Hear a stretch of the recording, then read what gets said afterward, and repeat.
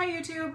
So this video is basically going to be about the whole process that I went through from start to finish in order to have this surgery, the vertical sleeve gastrectomy surgery.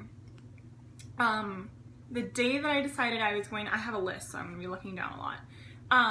The day that I decided I was going to have the surgery was the 27th of April 2015, and I actually had my surgery on July 7th 2015. So 9 weeks start to finish. I called a doctor's office that specializes in this surgery and all the other bariatric surgeries that you can have. Called them on, I think, the 28th of April, had an appointment on the 30th, which I believe was a Thursday. I had my appointment, discussed my options with the doctor. He was wonderful. He went over everything, every concern, every possibility. I mean, he spent a good 45 minutes with me and my husband talking about whether or not I was a good candidate and what I needed to do from here on out. Basically, all that he wanted me to do was switch one meal a day with a protein shake. So instead of having breakfast, get an Atkins shake or whatever, Premier Protein, whatever brand you prefer. Switch that out one meal a day, and then eliminate bread, rice, and pasta from my diet. That was it. For me, it was a little bit of a challenge because I was going on my honeymoon in May, and I really enjoy my carbs. So I have a salty tooth. I don't have a sweet tooth. But that was my pre-op diet. I lost 18 pounds on the pre-op diet, and I think that's pretty good. So my requirements for him to do the surgery on me were to have a consult with a psychiatrist, see a nutritionist, see my primary doctor and get an EKG and blood work done, and have, excuse me, I hiccup a lot now, have 3 months of consecutive visits with a doctor on some sort of weight loss program for a minimum of 3 consecutive months within the last 2 years. I'd already had this doctor supervised weight loss program. I already had that almost 2 years ago. So I had that down. I gave him all the information from when I saw that doctor. And then I scheduled, they gave me 2 business cards, one for the psychologist, one for the nutritionist. I was able to schedule those appointments. I saw the psych doctor on the 6th of May, and I saw the nutritionist on the 5th of May.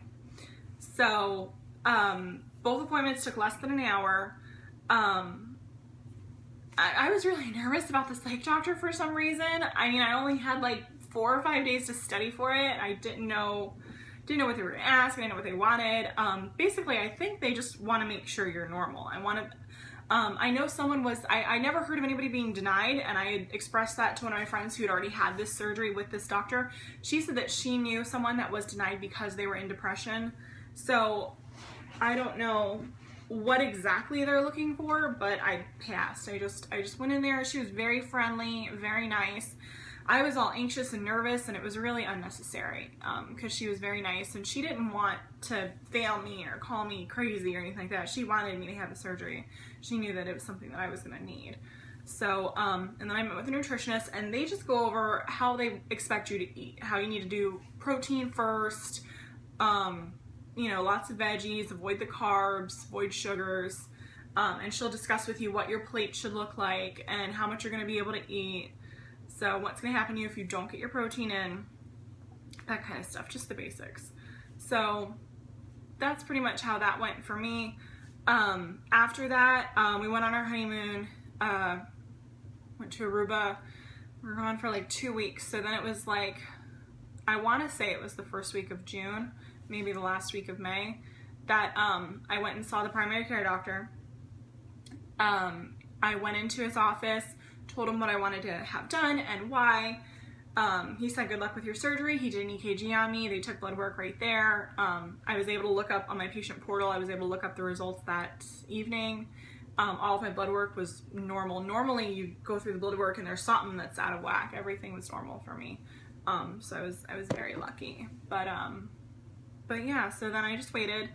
I want to say we scheduled a follow-up appointment for June 22nd with Dr. Beltry. they received all of my stuff, and I had my application submitted on I'm reading my list, and I'm skipping things because it's not, I didn't do this list very neatly. Looks like hieroglyphics. The application was submitted for them for approval on May 20th, 2015. On 6/22, I had my follow-up with my doctor.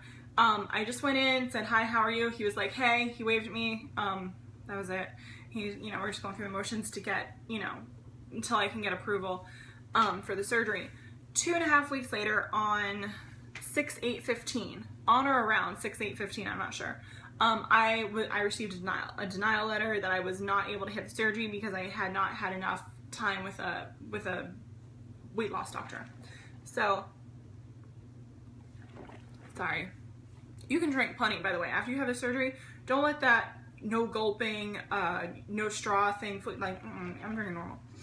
And I'm not having any problems, no pain, no nothing. Okay, sorry, I'm reading my list.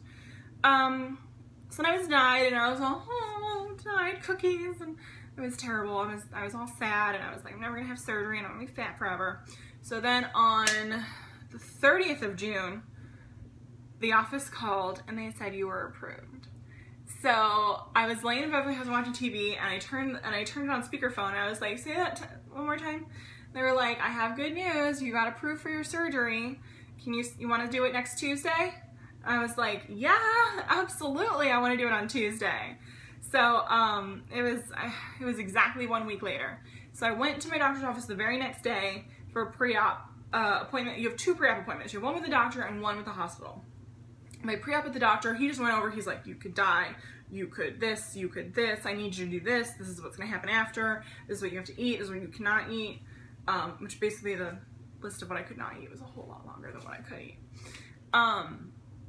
So he just goes over that, you initial next to every sentence, and that's it. Pay him my deductible, and that's it. So the very next day, which I believe was Thursday, I went to the hospital for pre-op and for paperwork. Sorry. Which was July 2nd, 2015. Went in there, met with the registration girls, signed my life away, told them and gave them paperwork for someone to be a healthcare surrogate for me, which I chose my mom. My reason for that is my husband knows nothing about the medical field or about the human body or anything whatsoever. My dad went through cancer, my mom went through cancer. My mom is a lot more educated when it comes to what I want and what would be necessary if, God forbid, I didn't wake up or God forbid there was a complication. And my husband, I love him, but he wouldn't know what to do. He wouldn't be able to function. And he even expressed that to me, that he wouldn't be worth anything. He would be useless. So so we made that decision as a family, and he wanted it to be that way because he didn't want that on his shoulders, and I didn't want him to have to go through that anyway. I wanted someone who knew what they were doing and has done this before to be responsible for that. So I signed all the paperwork in regards to that and having the surgery, and talked to the anesthesiologist. They take you to a room with a nurse. She's one of the nurses, actually. She was actually there, and she tried to put my IV in for the day of my surgery. That didn't go too well. I actually got stuck 6 times. That was not fun. I'm not a veiny person, I guess, but the anesthesiologist will discuss with you, ask you if you've ever had anesthesia before, if you've ever had any issues with it. Just a quick little 10-question questionnaire. The whole thing took a minute. And then you sign again and again and again, and you just keep signing paperwork. And then at the end, you go down to the lab and they do your blood work.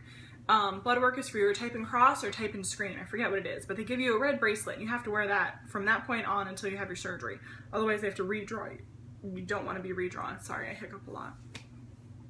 So I had to keep a red bracelet on with all my information on it for 5 days. That was not fun. Did not like that, and I couldn't get it wet. So, and they put it on my dominant hand. If anybody wants to put any bracelets on you, make sure it goes on your non-dominant hand, because you do not want to be wiping with the bracelet on. You do not want to be washing your hair with that bracelet on.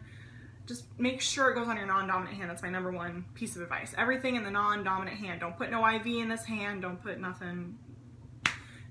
Give them, if you're a righty, give them your left hand for whatever they want. Tell them you only get the left arm. So I was not so lucky. So yeah, so then the 7th was my surgery day. I went to my job, did FMLA paperwork with them, and it was very easy. They gave it to me, I put my name at the top of all the pages, faxed it directly to my doctor's office, and my doctor's office handled it from there. So it was a pretty smooth process. And so I'm gonna make the actual surgery, this video is getting kind of long, so the actual surgery itself and what happened on the day of my surgery, I'm gonna make that a whole separate video. So we'll do that next.